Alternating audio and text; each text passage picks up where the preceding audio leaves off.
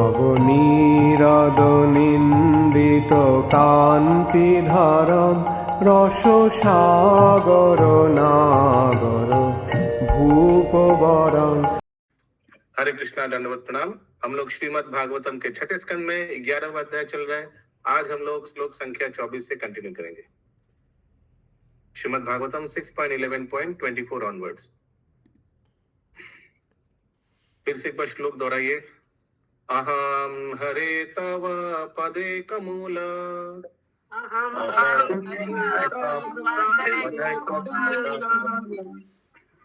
दासानुदासो भवितास्मि भूय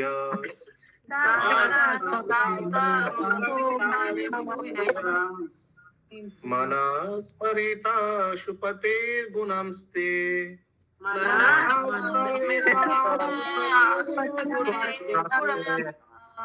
गृणीतवा कर्म करोतु काय।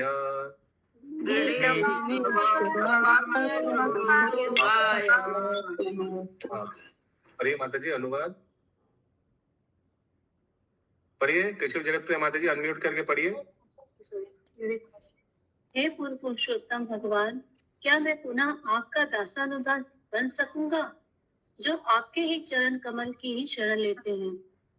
हे मेरे जीवन भार, क्या मैं फिर आपके दासों का दास बन सकूंगा जिससे मेरा मन सदैव आपके दिव्य गुणों का स्मरण करता रहे, मेरी वाणी नित्य आपके गुणों का गान करती रहे और मेरा शरीर आपकी प्रेमामयी सेवा में निरंतर लगा रहे।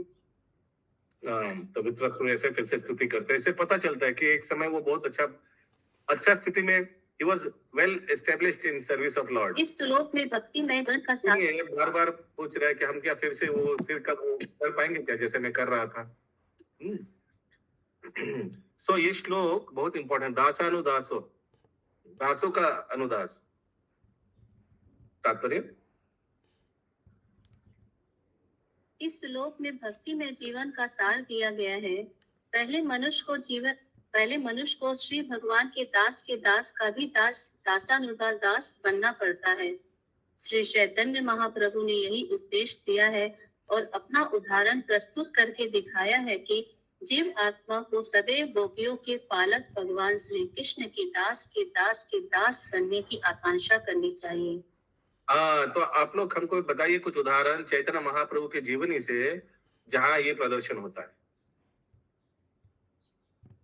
प्रश्न समझ में आया सबको? अभी उत्तर थोड़ा देंगे कष्ट करके। गूगल हाथ उठाइए, बताइए महाप्रभु का कोई लीला बताइए जहां ये पर्टिकुलर तत्व प्रस्तुत हुआ है। कुछ दूसरा चीज मत बताइएगा, ठीक है? आगे से बता दे रहा हूँ, ये भक्तों का आदत है, कुछ मांगता हूं तो एक्स्ट्रा चीज बोल लेता है जो दरकार नहीं है। Always be to the point, ठीक है? यस बोलिए, उदाहरण दीजिए लीला में। जैसे प्रभु गोविंद थे कि गोपाल थे, मेरे को नाम नहीं याद आ रहा, तो उन्होंने जैसे महाप्रभु अपना जीव काट के शौचालय जाते थे, तो उन्होंने बोला कि आप इस मुहूर्त में भी भगवान का हरि नाम क्यों बंद कर देते थे? तो महाप्रभु बोले कि मैं इस मतलब ये स्वच्छ जगह नहीं है। तो उन्होंने बोला कि अगर इसी घर अगर प्राण निकल जाए तो फिर महाप्रभु ने उनके अपने अपने दास को गुरु तुल्य मान दिया था कि बोला था, मतलब फिर उन्होंने कंटिन्यू किया। दासानुदास व्यक्ति को दासों का दास बनना चाहिए। उनको गुरु बनाया था तो उनका दास हो गया, ठीक है, ओके। यस, महाप्रभु अपने जीवन से दिखाया कैसे महाप्रभु भक्त बन के आए, दिखाने के लिए कि कैसे हम लोग को होना चाहिए दास अनुदास। तो ऐसा कुछ लीला बताइए जहां उन्होंने दास अनुदास। यस बोलिए माता जी। हरे कृष्णा प्रभु जी। जब वो एक शास्त्र, अब मेरा आवाज ही क्लियर नहीं है, एक्चुअल में नहीं बोल पाऊंगी मैं।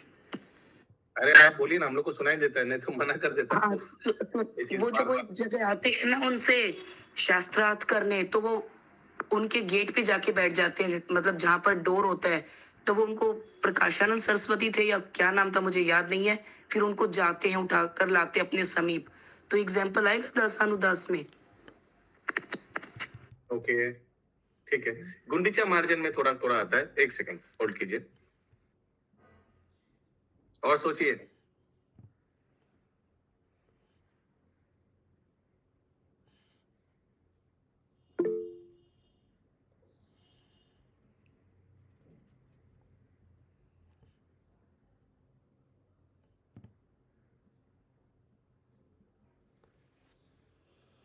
यस इंद्रावती माता जी बोलिए।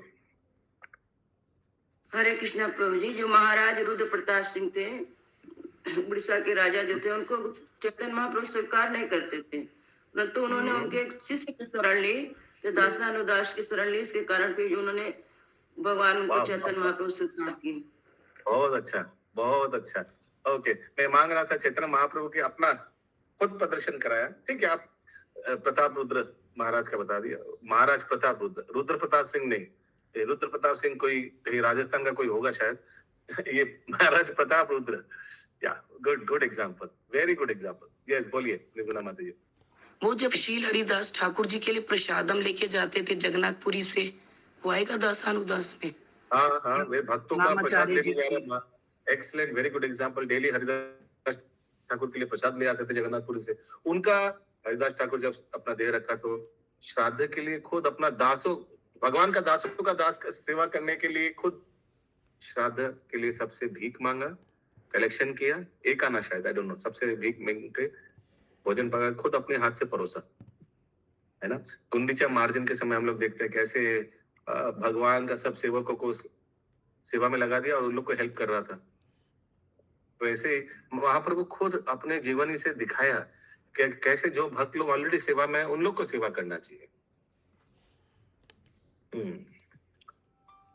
फिर महाप्रभु ने महाप्रकाश लीला के समय सबसे पहले किनको कृपा किया?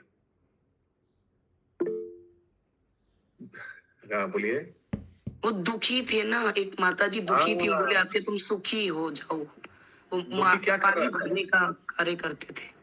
देखिए, महाप्रभु का अभिषेक कर रहा था कौन? नित्यानंद प्रभु और अद्वैताचार्य प्रभु, इन लोग कर रहे थे। दुखी क्या कर रहा था? इन लोगों का घड़ा भर रहे थे।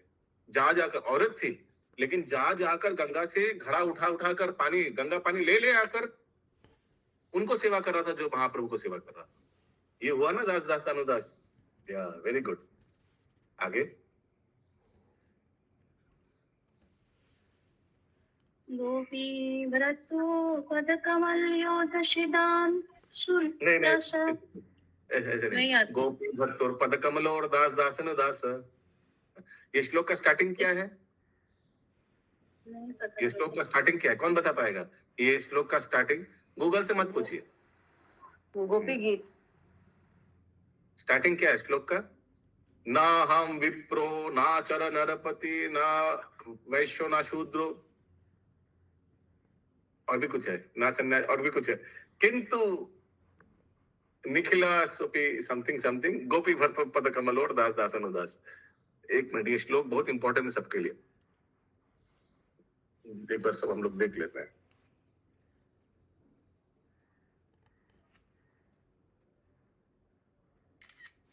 मिल गया।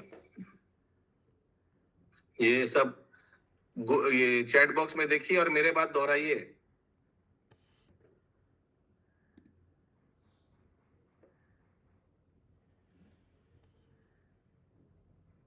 तब वो ग्रुप में नहीं आया, चलिए ग्रुप में भी डाल दिया।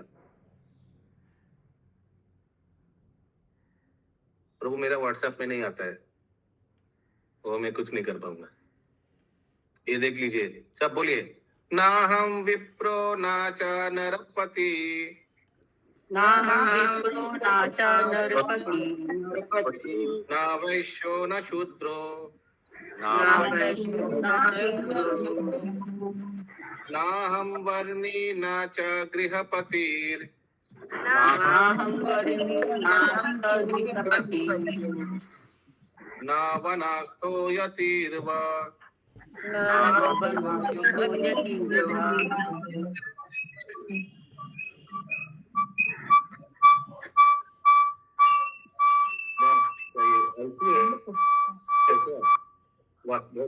आईसीयू जैसा आवाज आ रहा है। किंतु प्रोद्यान निखिल परमानंद किंतु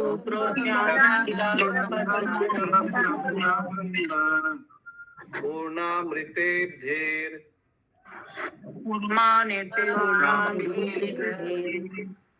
गोपी भर्तुर पद कमलयोर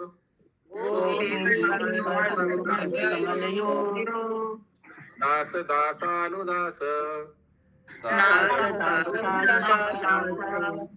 वेरी इंपॉर्टेंट श्लोक। नाहम ध्यान से देखिए नाहम विप्रो, नहीं मैं विप्र नहीं, विप्र कौन? ब्राह्मण।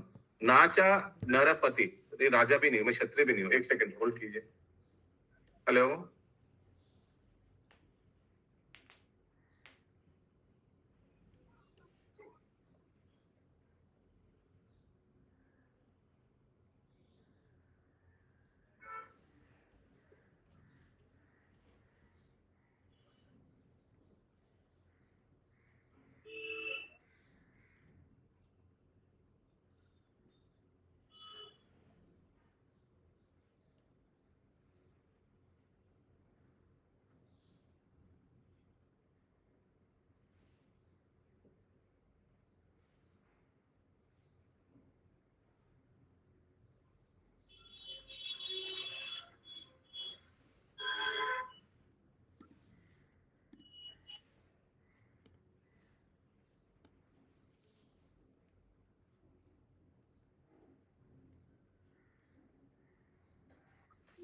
हाँ, तो महाप्रभु बोल रहे हैं ना हम विप्रो नाचा नरपति, नरपति यानी क्षत्रिय भी नहीं हूँ, ना वैश्य ना शूद्रो यानी मैं वर्ण में से नहीं हूँ, ना हम वर्णी नाचा गृहपति, मैं गृहस्थ भी नहीं हूँ, ना वर्णास्थो यतिर्वा, वर्णाश्रम में भी मैं नहीं हूँ, किंतु प्रोद्यान निखिल परमानंद पूर्णामृतेब्धि, मैं कौन हूँ?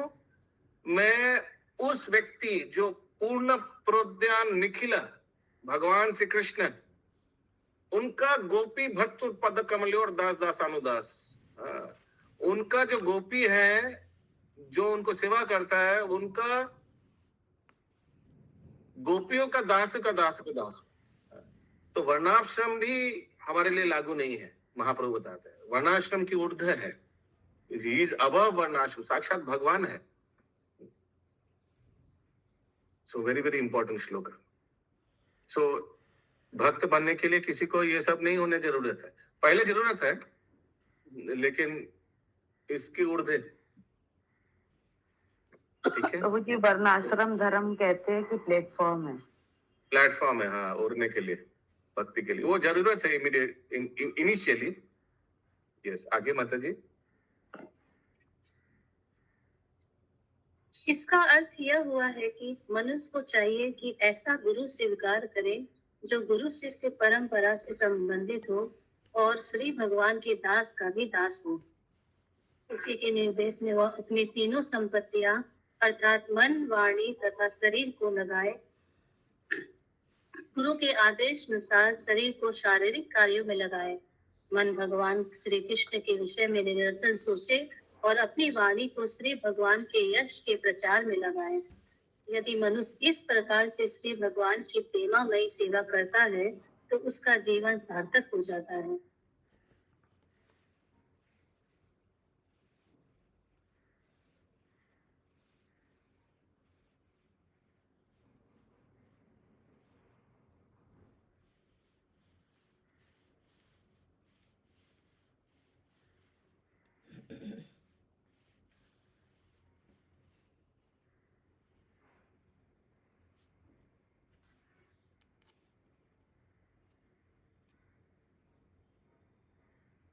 बीस 25 26 27 ये 4 श्लोक इंपॉर्टेंट है।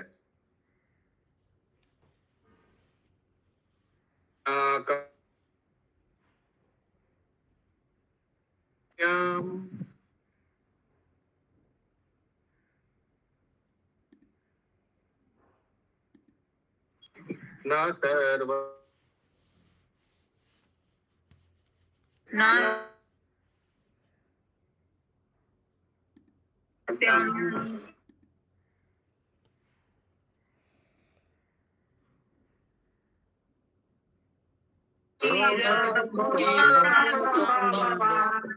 अमंजसत्व विरहाय कांक्षे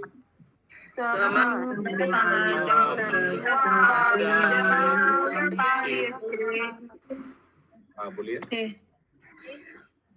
हे समस्त सौभाग्य के स्रोत भगवान, मुझे न तो ध्रुव लोक में, न स्वर्ग में अथवा ब्रह्म लोक में सुख भोगने की इच्छा है, और न ही मैं समस्त भूलोकों अथवा अधलोकों का सर्वोच्च अधिपति बनना चाहता हूँ। मैं योग शक्ति योग शक्तियों का स्वामी भी नहीं बनना चाहता, ना ही आपके चरण कमलों को त्याग कर मोक्ष की कामना करता हूँ। तात्पर्य। शुद्ध भक्त कभी भी श्री भगवान के दिव्य प्रेमामयी सेवा करके भौतिक सौभाग्य की इच्छा नहीं करता।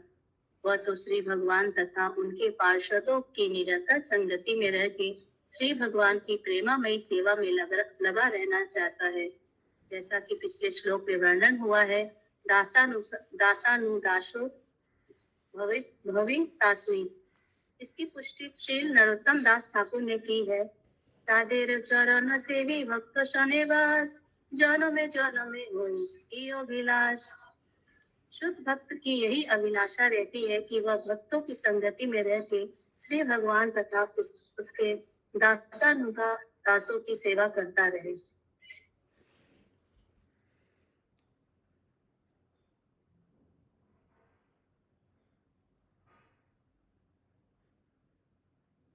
तो वो म्यूट में है।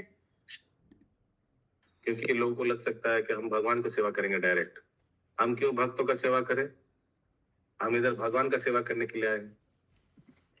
ऐसा लग सकता है ना। तो देखिए, भगवान साक्षात बोल रहे कि नहीं, भक्तों का सेवा ज्यादा इम्पोर्टेंट है। कौन भक्तों का सेवा? जो भगवान की सेवा में लगा हुआ है। अगला श्लोक 26 नंबर।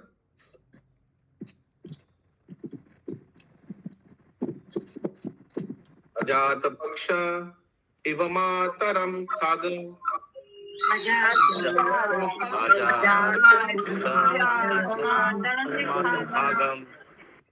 स्थान्यं यथावत् सतरा आर्ता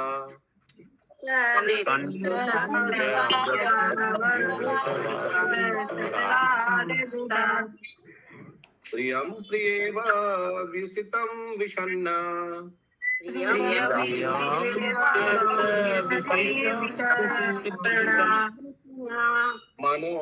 मनो अरविंदाक्ष दिग्रीक्षते त्वाम।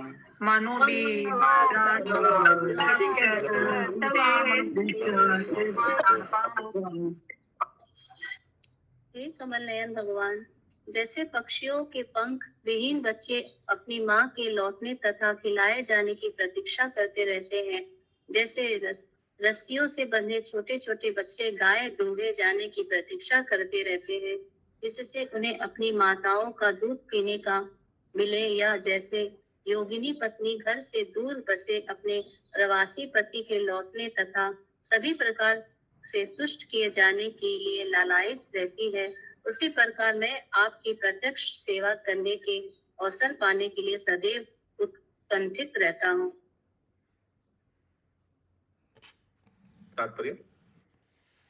शुद्ध भक्त की अभिलाषा रहती है कि वह स्वर्ग स्वयं श्री भगवान के निकट पहुंचकर उनकी सेवा करे। यहाँ पर जो उदाहरण दिए गए हैं वे सर्वथा उपयुक्त हैं। पक्षी के छोटे छोटे बच्चे तब तक संतुष्ट नहीं होते जब तक उनकी माँ स्वयं आकर उन्हें दाना नहीं खिलाती। एक बछड़ा तब तक प्रसन्न नहीं होता जब तक उसकी अपनी माँ के थन का दूध पीने नहीं दिया जाता, तथा पतिव्रता पत्नी जिसका पति विदेश गया होता है तब तक प्रसन्न नहीं होती जब तक अपने प्रिय पति से उसका मिलन नहीं हो जाता।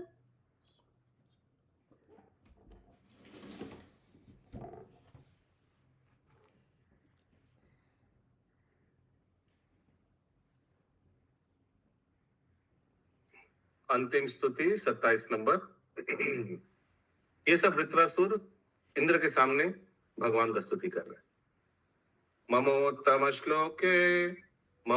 श्लोक जनेषु शाख्याम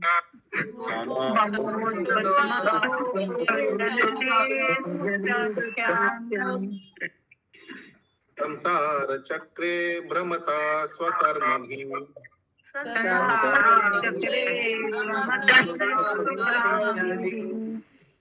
त्वं स्माययात्मात्मजदारगेषु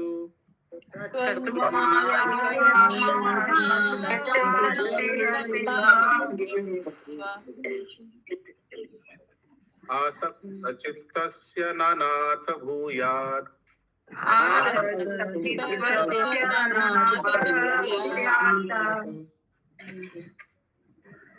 भगवान, हे स्वामी, मैं अपने सकाम कर्मों के फल स्वरूप इस पूरे भौतिक जगत में घूम रहा हूँ और मैं आपके पवित्र तथा प्रबुद्ध भक्तों की संगति ही खोज कर रहा हूँ।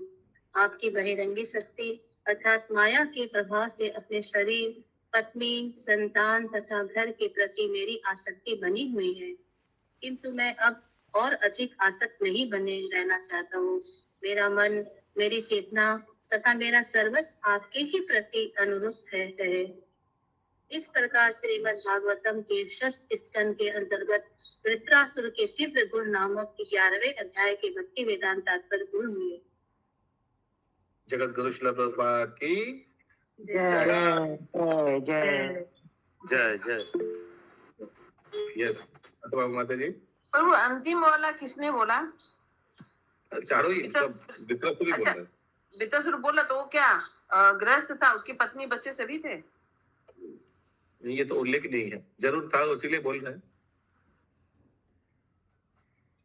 अगला अध्याय हम लोग शुरू करेंगे। श्रील प्रभुपाद को प्रणाम मंत्र बोलकर सब हाथ जोड़ करके हृदय से बोलिए, नमो विष्णु पादाय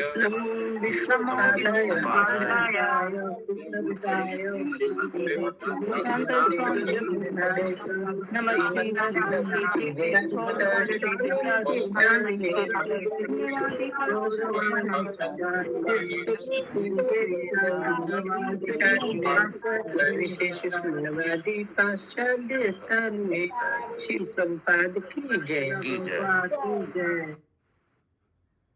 हरे कृष्णा प्रभु जी, यहाँ पर आप बता रहे हैं कि वृत्रासुर इंद्र के सामने कर रहा है ये स्तुति, पर उनके सामने ही क्यों कर रहा है? वो फाइट करने आया तो किनके सामने करेगा? ओके। यस रत्ना प्रभा माता जी और पिताजी बोलो। प्रभु जी, स का आधा ना धा ये लिखा हुआ है, स का नाम ऐसा कुछ सकंद लिखा है, सकंद। इसका मतलब क्या है? कैंटो। कैंटो, कैंटो मतलब क्या है? कैंटो मतलब यस कृपा प्रदानी माता जी। कृष्ण प्रभु जी, 12वां अध्याय का ये मैं पढ़। हाँ पढ़िए समराइजेशन। हरे कृष्णा। अध्याय 12 वृत्रासुर की यशस्वी मृत्यु। इस अध्याय में बताया गया है कि किस प्रकार स्वर्ग के राजा इंद्र ने बहुत अनिच्छा पूर्वक वृत्रासुर का वध किया। बातें को चुकने के बाद। अच्छा एक सेकंड, अनिच्छा पूर्वक क्यों? अनिच्छा पूर्वक क्यों? पर के मत बताइए, ऐसे बता दीजिए कोई। यस बोलिए माता जी। प्रभु जी, एक तो वो भक्त था भगवान का, और दूसरा फिर वो दधीची की हड्डी से उन्होंने इस तरह से प्रार्थना कर रही थी और ब्रज बनाया था। दोनों ही था। तो ये भक्त था, वृत्रासुर को मारने के लिए उसकी इच्छा नहीं था। भक्त को कैसे मारे? लेकिन फिर भी मारा। हाँ गद्दा मिलने के, वापस मिलने के लिए मारा फिर भी। ठीक है, इतना स्तुति सुना, स्तुति में ही तो बोल दे रहा है कि तुम जो कर रहे हो ठीक नहीं है ना। ना हम विप्रो ना चाहे नरपति, हमको ये नहीं चाहिए, हम मोक्ष नहीं चाहिए, स्वर्ग का कुछ नहीं चाहिए। किसके सामने बोल रहे? स्वर्ग का देवता के सामने बोल रहा है। देखिए प्रभु जी बोलते ये करना वो कर, अब छोड़ दिए सब। अच्छा यस।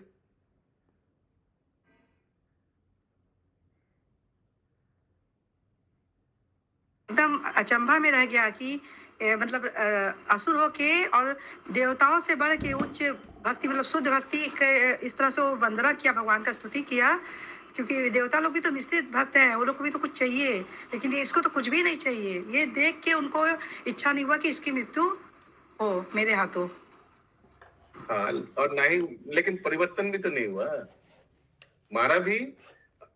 देखिए अगर बुद्धिमान, वो देखिए ब्रज उसके इंद्र के हाथ से गिरा और उठाना नहीं चाह रहे। वृत्रासुर बोल रहा उठाओ और मेरे को मारो। यस, ये ब्रज ब्रज क्या बोलते हैं? वज्र है, सुबह भी ब्रज ब्रज। एक हिंदी में क्या है, वज्र है या ब्रज है? वज्र। आगे बोलिए माता जी। बातें कर चुकने के बाद वृत्रासुर ने अत्यंत क्रोध के साथ इंद्र पर अपना त्रिशूल चलाया, किंतु इंद्र ने उसके त्रिशूल से कई गुना शक्तिशाली अपना वज्र चलाकर त्रिशूल को खंड खंड कर दिया और वृत्रासुर की एक भुजा काट ली। फिर भी वृत्रासुर ने एक ही भुजा से इंद्र पर अपने लोहे के परिध से प्रहार किया, जिससे इंद्र के हाथ से वज्र छूट गया। इस पर इंद्र अत्यधिक लज्जित हुआ और उसने भूमि से अपना वज्र नहीं उठाया, किंतु वृत्रासुर ने इंद्र को प्रोत्साहित किया कि यह वज्र उठाकर मुझे पुनः युद्ध करे। तब वृत्रासुर ने इंद्र को उपदेश देते हुए इस प्रकार कहा, पूर्ण पुरुषोत्तम भगवान ही विजय तथा पराजय के कारण है। मूर्ख तथा धूर्त ये नहीं जानते कि परमेश्वर ही समस्त कारणों के कारण है और इस प्रकार विजय या पराजय का श्रेय स्वयं लेना चाहते हैं, किंतु वास्तव में प्रत्येक वस्तु परमेश्वर के ही अधीन है। उनके अतिरिक्त अन्य कोई स्वतंत्र नहीं है। पुरुष तथा प्रकृति श्री भगवान के ही अधीन है, क्योंकि उन्हीं के निरीक्षण में सब कुछ सुचारू रूप से घटित होता है।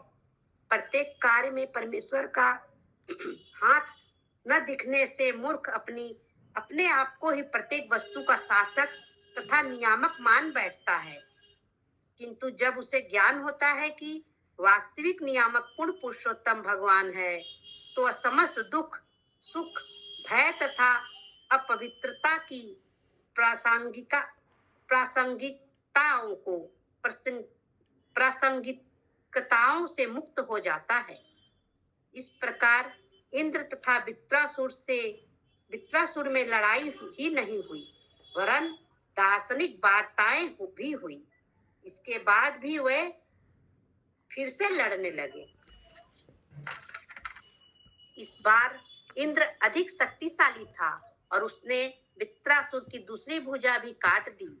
तब वृत्रासुर ने भीमकाय रूप धारण कर लिया और इंद्र को निगल लिया, किंतु वृत्रासुर के शरीर में भी इंद्र अपने आप को नारायण कवच नामक जंतर से सुरक्षित रख सका। इस प्रकार वह वृत्रासुर के पेट से बाहर आया और अपने शक्तिशाली वज्र से उसका सिर धड़ से अलग कर दिया। उसे असुर का सिर काटने में पूरा 1 वर्ष लग गया। हरे कृष्ण। हरे कृष्णा। 1 साल लग गया सिर काटने में। पहला नंबर श्लोक। हाँ बोलिए। प्रभु जी, वृत्रासुर तो अगले उसका पहले वाला जन्म में एक भगवान का भक्त था ना, जो चित्रकेतु नाम था उसका। और शिव जी को और पार्वती जी को ऐसी मुद्रा देख के हंसा था, इसीलिए पार्वती जी ने श्राप दी थी। ऐसा था क्या? ऐसा ही था क्या? ऐसा ही था। याद नहीं आ रहा, सिर्फ पूछ रही। ये तो पूरा याद है। श्री ऋषिरुवाच।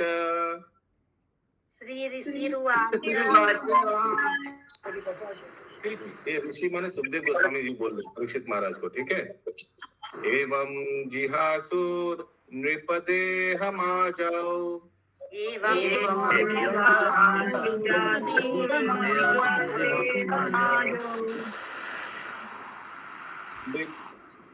वराम वीर्यन्मातुमाता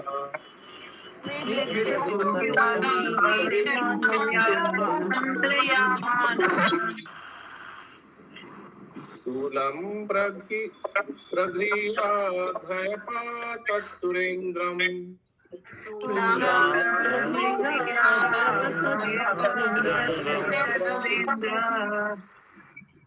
यथा महापुरुषं केतभो अप्सु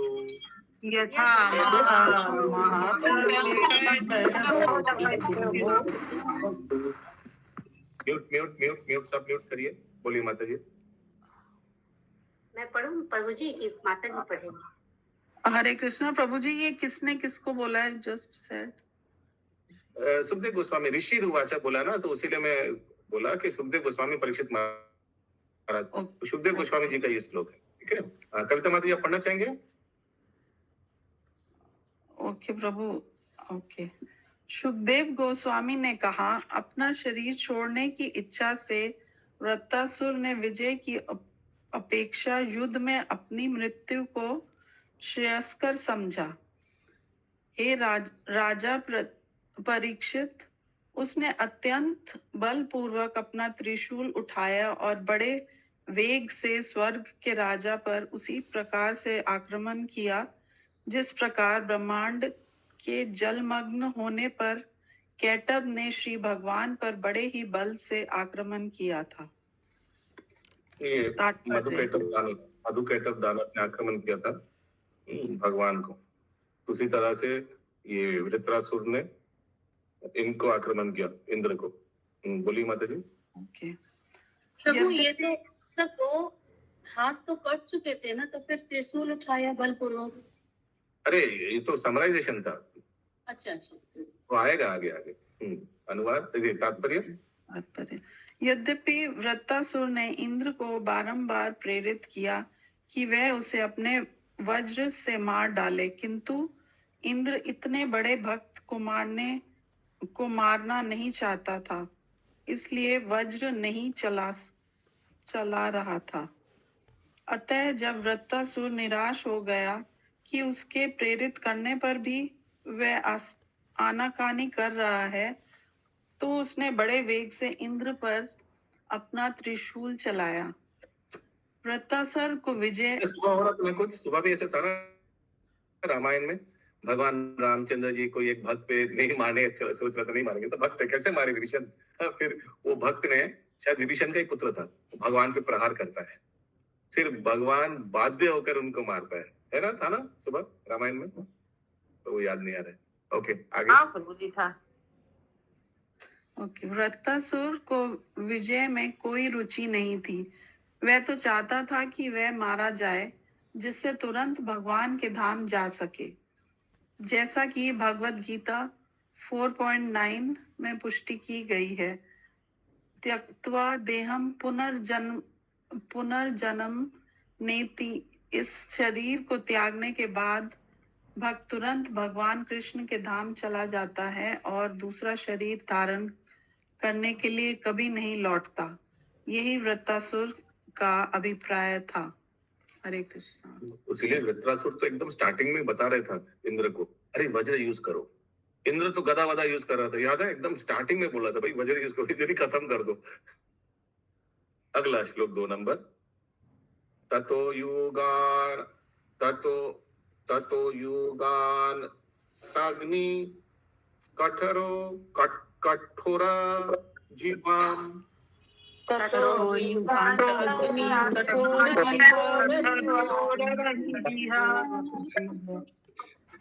अवेद्य शूलम तरसा सुरेंद्र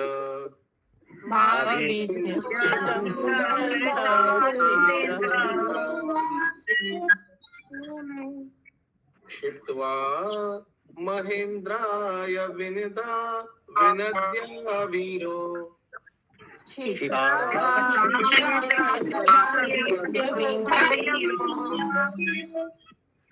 अतो असि पापितिरो सजागड़ा।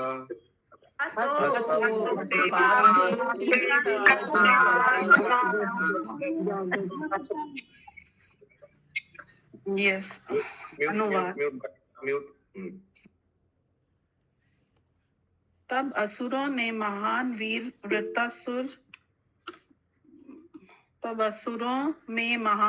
वृत्तासुर ने कल्पांत प्रलय की दधकती अग्नि की लपटों के समान तीखी नोकों वाले त्रिशूल को अत्यंत क्रोध एवं वेग से इंद्र पर चला दिया।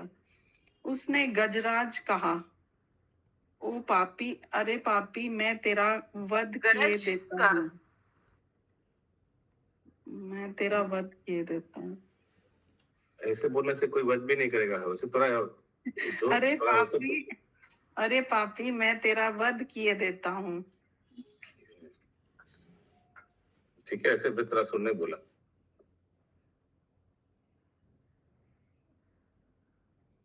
हाँ, अगला श्लोक 3 नंबर।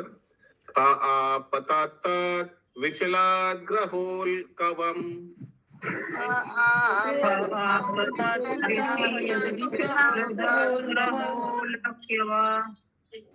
निरीक्ष दुर्प्रेक्षमजता विक्लाव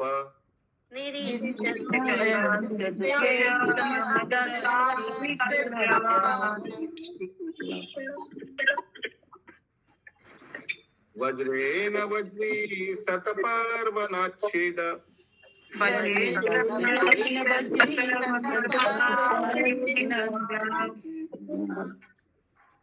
भुजं च तस्यो रघुराज भोगम्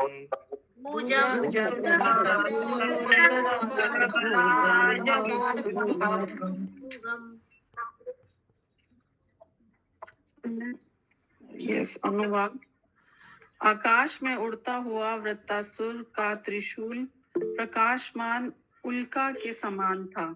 यद्यपि इस प्रज्वलित आयुध की ओर देख पाना कठिन था, किंतु राजा इंद्र ने निर्भीक होकर अपने वज्र से उसके खंड खंड कर दिए।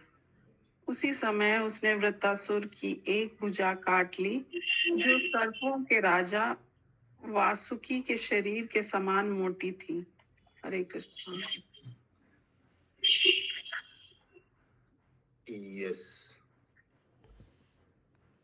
ठीक है। तो उस त्रिशूल को काट लिया और त्रिशूल के साथ साथ वितरासुर का एक हाथ भी काट दिया। क्लियर है? अगला श्लोक 4 नंबर। चिन्नैकबाहो परिगेन वृत्ता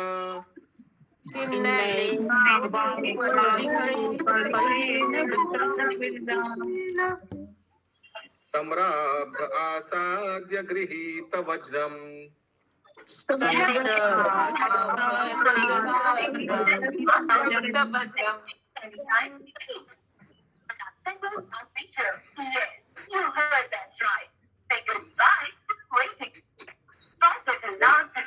म्यूट तन्हा ततेन्द्रम अथमारभ्यम तन्हाओ ततेन्द्रमथमरेभम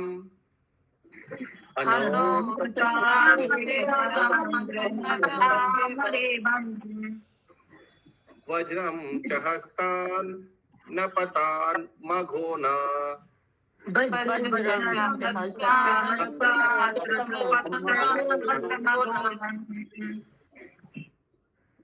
अनुवाद। शरीर से एक भुजा के कट जाने पर भी वृत्तासुर क्रोध पूर्वक राजा इंद्र के निकट पहुंचा और लोहे के बलम से उसकी ठोड़ी पर प्रहार किया। उसने इंद्र के हाथी पर भी प्रहार किया। इससे इंद्र के हाथ से उसका वज्र गिर गया। हरे कृष्ण। ये उनको थोड़ा उत्तेजित करने के लिए, और कुछ नहीं है। नहीं तो देखिए पूरा मार ही सकता था, लेकिन वृत्रस्य कर्माति महद भूताम तत्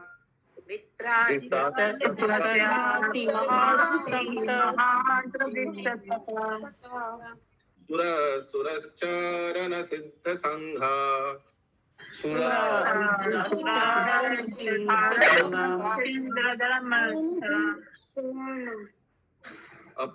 अपूजयंस्तत् पुरुहूत संकतम्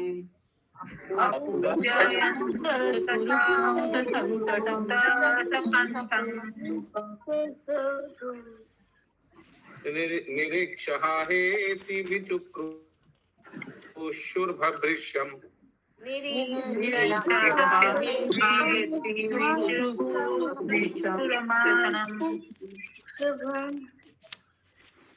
अनुवाद। विभिन्न लोकों के वासी यथा देवता, असुर, चारण तथा सिद्ध वृत्तासुर के कार्य की प्रशंसा करने लगे, किंतु जब उन्होंने देखा कि इंद्र महान संकट में है, तो वे हाय हाय करके विलाप करने लगे। ग्रंथराज श्रीमद् भागवतम की जय। जय की जय। यस